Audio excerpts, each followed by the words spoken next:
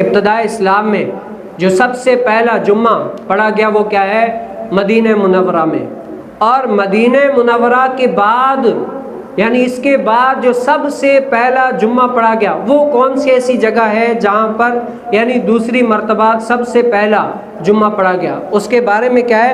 حضرت ابن عباس رضی اللہ تعالی عنہ نے فرمایا کہ نبی کریم صلی اللہ علیہ وسلم کی مسجد کے بعد پہلا جمعہ بحرین کے علاقے جواسی میں عبد القیس کی مسجد میں قائم کیا گیا.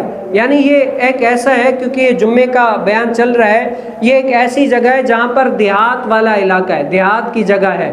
تو مدینہ تو شہر ہے لیکن یہاں دیہات میں بھی جمعہ قائم کیا گیا. اور آپ نے پچھلے جمعہ مبارک میں سنا ہے کہ جمعہ قائم کرنے کے لیے شرط ہے کہ شہر کا ہونا بھی لازمی ہے، یعنی یہ بھی جمعے کی شرائط میں سے بھی ہے. لیکن علماء فرماتے ہیں کہ اگر آپ کوئی ایسی جگہ پر جہاں پر آپ کو پتہ ہے کہ اگر گاؤں ہے لیکن اگر ہم جمعہ قائم نہیں کریں گے تو لوگ جمعہ نہیں پڑھیں گے، اور بہت سارے ایسے لوگ ہوں گے جو جمعے سے قاصر ہو جائیں گے، گناہوں میں مبتلا ہو جائیں گے.